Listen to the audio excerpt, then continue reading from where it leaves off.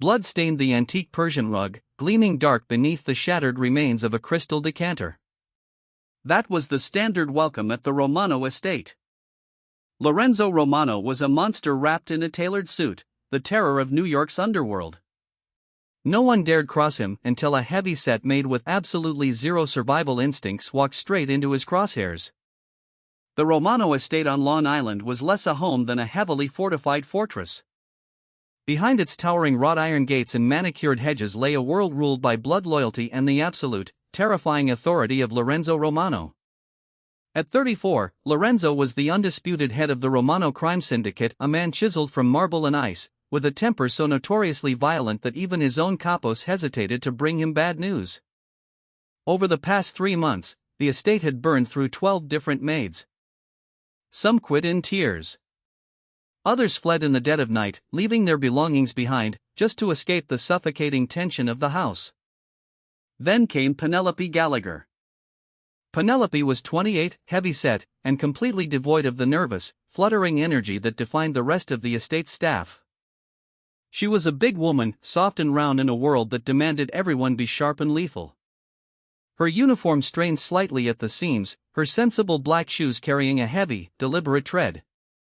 Life had never afforded Penelope the luxury of being delicate.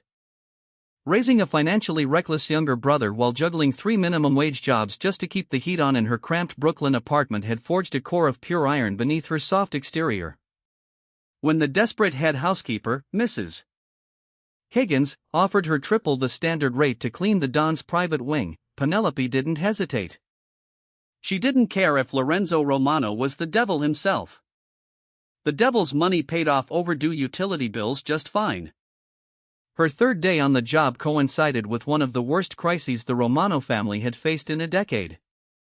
A vital shipment at the Brooklyn docks had been intercepted by the rival Capello family, a catastrophic loss orchestrated by Vincent the Viper Capello. The mansion practically vibrated with Lorenzo's wrath.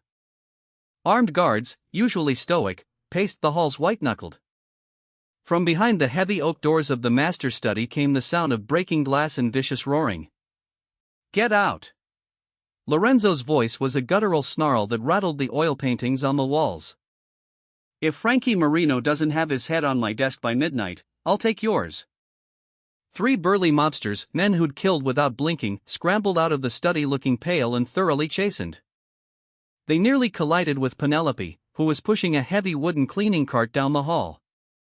"Are you crazy, sweetheart?" one of them, a heavily tattooed enforcer named Dominic, hissed. "Turn the cart around. The boss is tearing the room apart. He'll snap your neck for breathing too loud." Penelope looked at the terrified man, her round face impassive. "Is he done breaking things?" Dominic stared at her like she'd lost her mind. "What?" "If he's done breaking things, I need to sweep." Her voice was low and even.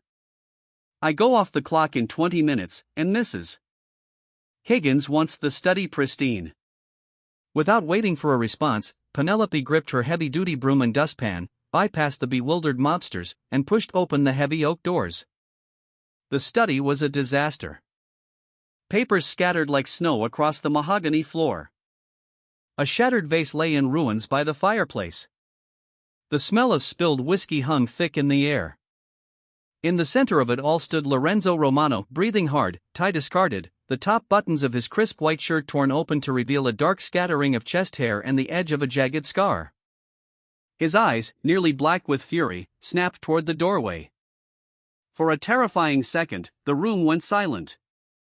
Lorenzo stared at the heavy-set woman standing there, expecting her to squeak, apologize, and bolt like everyone before her. Penelope didn't run. She didn't even gasp. She took in the mess, let out a lone, exhausted sigh that spoke volumes about her general weariness with the world, and walked right in. "What the hell do you think you're doing?" Lorenzo growled, taking a predatory step toward her, his voice a low, dangerous rumble meant to paralyze. "My job," Penelope replied smoothly, not bothering to make eye contact. She walked over to the fireplace, her steps heavy and grounded, set down her dustpan, and started sweeping up the shattered porcelain. Lorenzo was so stunned by the sheer audacity of her indifference that his rage stalled in his throat. He stalked toward her, towering over her crouching form. I didn't call for a maid. Get out before I make you regret walking in here. Penelope paused. She straightened up slowly, joints popping slightly. She was a large woman, and when she rose to her full height, she took up her own space, no shrinking away from his towering, intimidating frame. She looked him dead in the eye. Mr. Romano. Her tone was the exact one a tired mother uses on a tantrum-throwing toddler. You have broken glass all over an antique rug. If you walk on it, you'll grind the shards into the fibers, and then I'll have to spend 3 hours on my knees with tweezers getting them out. I am not doing that. So kindly step to the left so I can finish sweeping. Lorenzo blinked. For the first time in his entire reign as head of the Romano family, someone had told him what to do. Not only that, it was a maid. A large, entirely unremarkable maid, looking at him not with terror, but with mild bureaucratic annoyance. He took a step to his left. Penelope nodded once. Thank you. She went back to sweeping. Lorenzo stood in the middle of his wrecked study, the roaring fire of his anger abruptly smothered by a profound confusion. He watched her work. No trembling in her hands. Her breathing steady. She moved with a slow, methodical rhythm, entirely unbothered by the fact that she was sharing oxygen with a man who'd ordered 2 executions before breakfast. When she finished, she dumped the glass in the trash, picked up a damp cloth, and moved to wipe the whiskey off his desk. You aren't afraid of me, Lorenzo stated. Not a question. Penelope paused, cloth still in hand. Should I be? I could kill you right now, and no one would ever find your body. He leaned his hands flat on the desk, bringing his face dangerously close to hers, testing her. Penelope didn't flinch. She looked at the wet cloth in her hand, then back up at his dark, piercing eyes. With all due respect, Mr. Romano, I ride the subway through East New York at 2 in the morning. I've had a gun pulled on me over a $20 bill. You're just a guy who broke his own vase because he was having a bad day. Now please lift your arms, you're leaning in the whiskey. Lorenzo stared at her for a long, agonizing moment. Then, slowly, a low, dark chuckle rumbled in his chest, growing into a genuine, barking laugh that echoed strangely in the tense room. He lifted his arms. What's your name? He asked, watching her with newfound, intense curiosity. Penelope. Well, Penelope. Lorenzo murmured, eyes tracking her as she cleaned. You're the first interesting thing to happen in this house in a very long time. Over the next 4 weeks, a strange, unspoken dynamic settled over the Romano estate. Penelope Gallagher became the one untouchable anomaly, the only staff member permitted to enter Lorenzo's study unannounced. When he was locked in grueling meetings with his capos, screaming over territory disputes and money laundering operations, Penelope would calmly push her cart in, dust the bookshelves, swap his cold espresso for a hot one, and leave. Her presence, heavy and grounding, acted as a strange anchor for the volatile mob boss. He never once raised his voice while she was in the room. But not everyone found the Don's new favorite as charming. Victor Rossi, Lorenzo's second-in-command, despised her. Victor was vain, sharply dressed, ruthlessly ambitious, and cruel to the bone. He couldn't understand why Lorenzo tolerated this large, quiet woman moving through their high-stakes criminal enterprise as if she were invisible.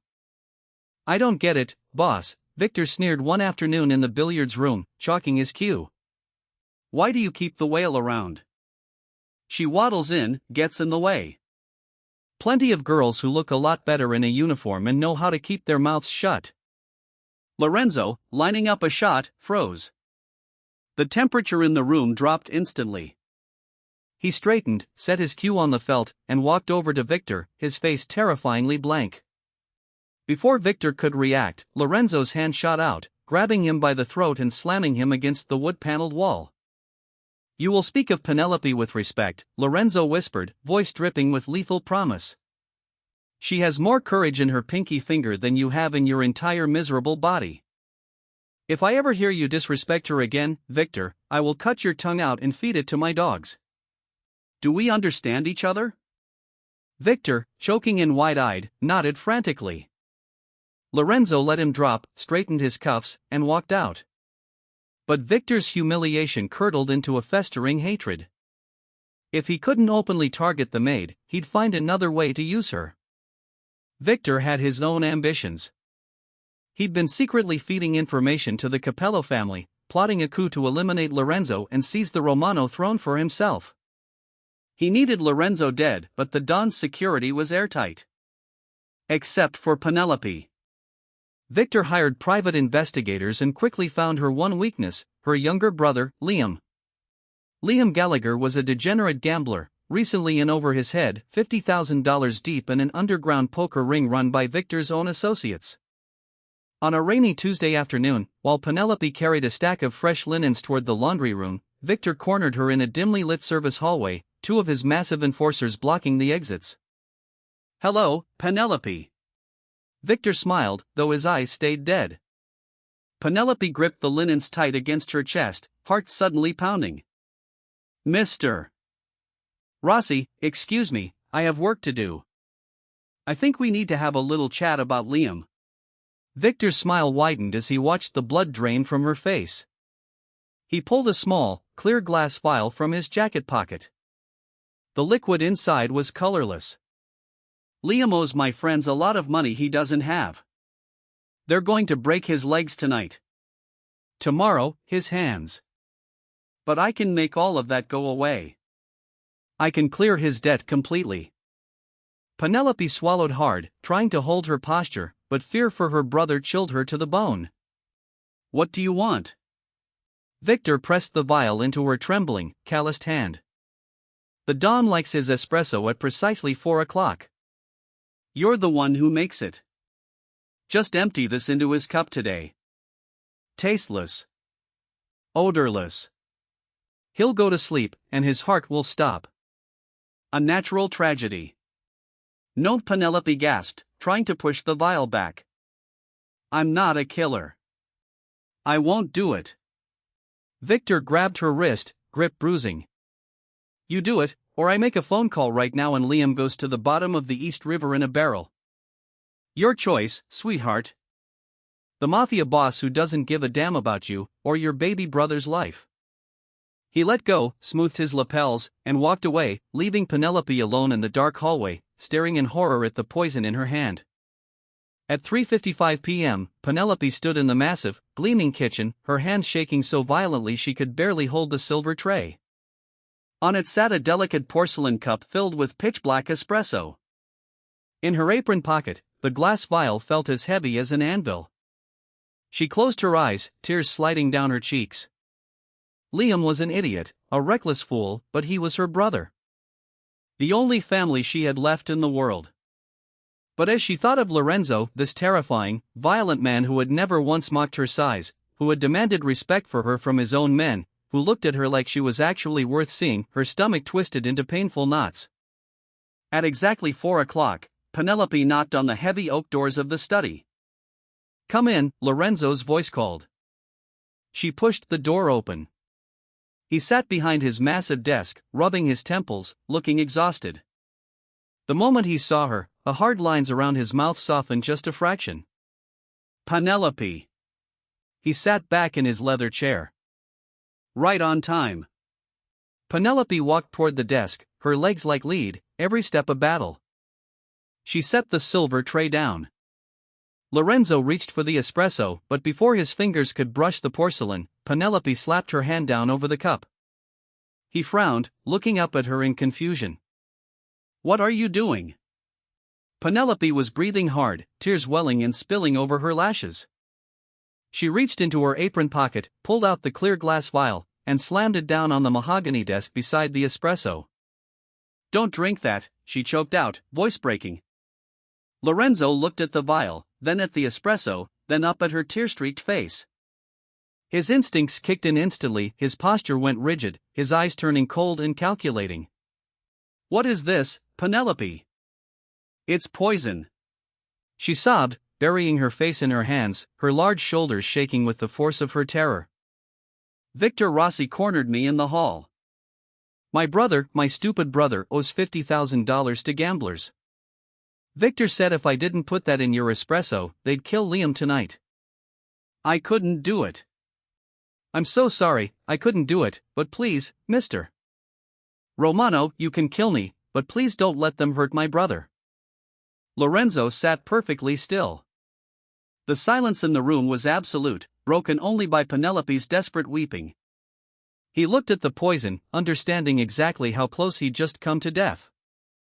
If it had been anyone else, any of his highly trained, heavily armed guards, easily bought, he would already be dead. But this woman, this terrified maid who scrubbed his floors and had every reason to take the easy way out to save her own blood, had chosen loyalty. She had chosen him, knowing full well it might cost her everything. Lorenzo stood slowly and walked around the desk. Penelope cringed, bracing for the blow, the bullet, the violent end to her tragic little life. Instead, she felt two large, warm hands settle gently on her trembling shoulders. Look at me, Lorenzo said, his voice softer than she'd ever heard it. Penelope forced her eyes open and looked up into his face. No anger there, only an intense, blazing respect, and something deeper, something protective, that caught in her throat. You saved my life, Lorenzo said quietly, thumbs brushing the fabric of her uniform. And because of that, your brother's debts are gone. As of this second, Liam is under my protection. No one will ever touch him. Penelope let out a ragged gasp, fresh tears streaming. Thank you. Thank you. Lorenzo's expression hardened as he turned toward the study's closed door. The beast inside him, the ruthless Don of the Romano family, was wide awake and hungry for blood. Dry your tears, Penelope, he whispered, eyes locked on the door, his mind already weaving a web of brutal vengeance. Stay here. Lock the door behind me. I have to go have a word with Victor. Penelope's trembling hands fumbled the heavy brass lock, the click echoing like a gunshot in the cavernous quiet. She retreated to the far corner of the study, pressing her back against the cold mahogany bookshelves. Outside those double oak doors, a terrifying silence hung over the estate for exactly 3 minutes. Then all hell broke loose. Lorenzo's footsteps were deliberately heavy against the marble of the main corridor. He didn't run. He stalked. He found Victor Rossi in the grand foyer, holding a burner phone, whispering frantically into it, likely coordinating the invasion he expected once the poison took hold. Victor looked up, expecting a panicked guard reporting the Don's sudden collapse. Instead he saw Lorenzo, very much alive, eyes as dead and cold as a winter grave. Boss. Victor stammered, dropping the phone into his jacket. I thought you were taking your afternoon coffee. There was a slight change of plans, Victor. Lorenzo's voice echoed off the vaulted ceilings. From the shadows of the mezzanine, Lorenzo's loyal enforcers, Dominic and Luca, stepped into view, weapons already drawn and suppressed. Victor's bought men, realizing the coup had been blown, reached for their holsters. The foyer erupted into a chaotic, deafening crossfire. Lorenzo didn't flinch as a bullet shattered a crystal chandelier above him, glass raining down like diamonds. He moved with terrifying, predatory grace, closing the distance to his treacherous second-in-command. Victor fired wildly, panic ruining his aim. Lorenzo disarmed him with a brutal strike to the wrist, the crack of bone audible even over the gunfire, and drove him to his knees, pressing the barrel of his own weapon to Victor's forehead. You underestimated my house, Victor, Lorenzo whispered, the smell of gunpowder thick in the air. You thought you could use Penelope. You thought her size made her slow, her background made her weak. But she carries more loyalty in her blood than you could ever comprehend. Lorenzo, please, Victor begged, blood dripping from his shattered nose. Capello made me do it. Vincent Capello. And Judge Anthony Carmichael. They threatened my family. You chose your fate. Lorenzo's reply carried no mercy at all. He pulled the trigger, ending the rebellion instantly. Silence slammed back over the estate, heavy and suffocating.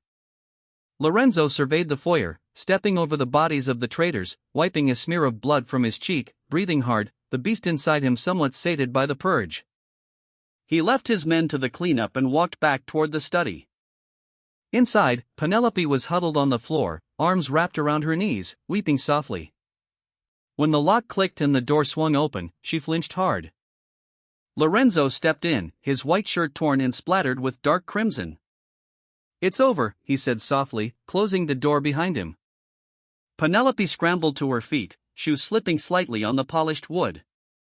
She saw the blood on his shirt, and every maternal instinct in her overrode the fear. "You're hurt," she breathed, hurrying to him. "It's not my blood," Lorenzo assured her, but he let her guide him to the leather sofa anyway. For the first time in his brutal, violent life, he surrendered to someone else's care. Penelope rushed to her cleaning cart, grabbed a clean white towel, wetted with a bottle of distilled water she used for the antique furniture, and knelt beside him, her soft, heavy form a grounding presence against his hardened frame. With surprisingly gentle hands, she wiped the blood and grime from his face and neck. Lorenzo watched her intently. The way her brow furrowed in concentration, the soft curve of her chin, the total absence of pretense in her movements. She wasn't trying to seduce him. She wasn't manipulating him. She was simply caring for him. "Why didn't you run?" Lorenzo asked suddenly, voice a low rumble. "When Victor threatened your brother, you could have poisoned me, grabbed Liam, and fled the city. You had the chance." Penelope paused, the damp towel hovering at his jaw. She looked deep into his dark eyes. "Because you are a terrifying man, Mr. Romano. But you have never once been cruel to me. In a world that constantly tells me I take up too much space, you treated me like a human being.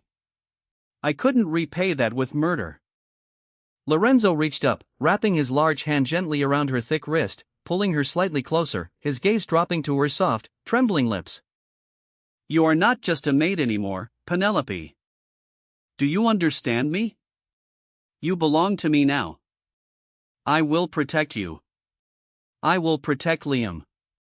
And anyone who looks at you with anything less than absolute reverence will answer to me." 6 months later, the Romano estate had transformed, and so had its hierarchy. Penelope Gallagher no longer pushed a heavy wooden cleaning cart, no longer wore a strained maid's uniform. She was the undisputed queen of the Romano syndicate. Lorenzo had made good on every promise. Liam's debts were paid off, and the young man was placed in a strictly monitored, entirely legitimate administrative role at one of the family's shipping warehouses in Queens, safely far from any poker table. As for Penelope, Lorenzo worshipped her. He refused to let her shrink herself to fit the hollow, superficial mold of a typical mafia wife.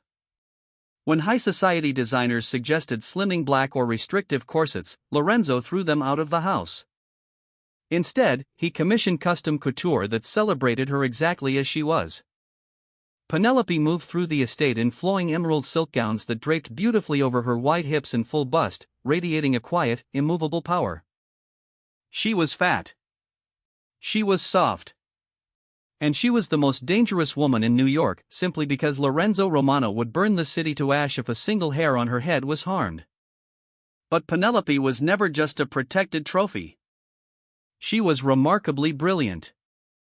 Years spent surviving on the poverty line, dodging debt collectors, stretching every penny, had sharpened her mind into an instrument for spotting logistics gaps and financial anomalies.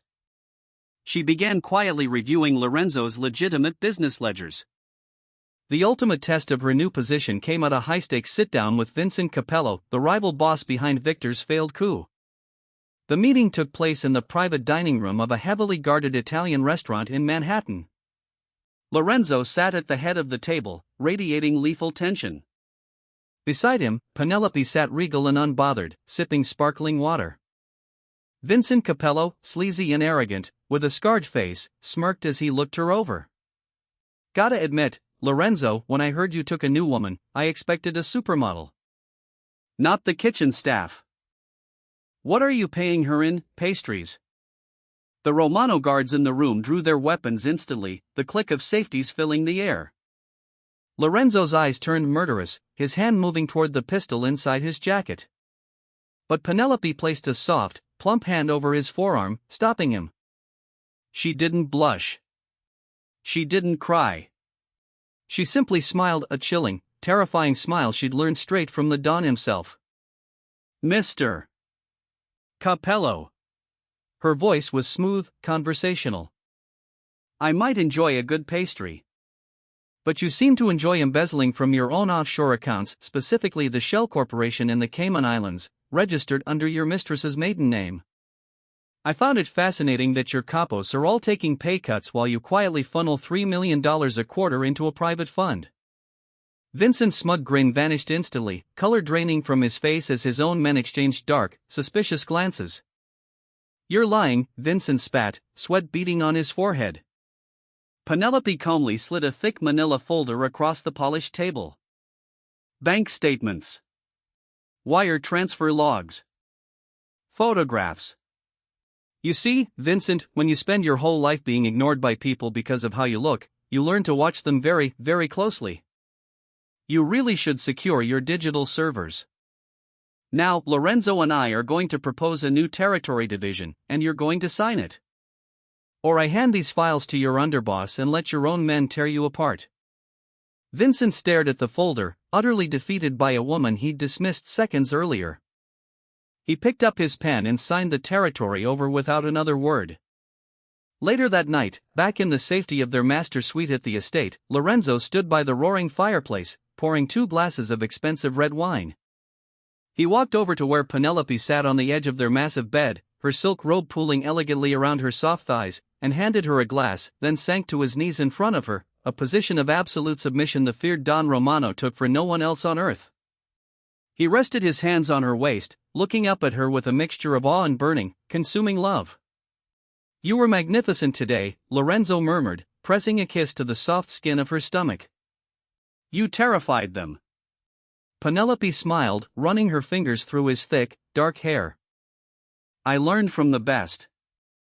I told you, I'm not afraid of monsters. No, Lorenzo agreed, dark eyes shining as he looked up at his beautiful, heavy-set queen. You just know exactly how to tame them. They had conquered the underworld not with the usual cruelty, but with an unlikely alliance forged in the ashes of betrayal. Penelope had walked into a house of death armed with nothing but a dustpan and an iron will, and claimed the heart of its king, proof that true power is an immovable force, no matter what shape it takes. Did you love this thrilling mafia romance?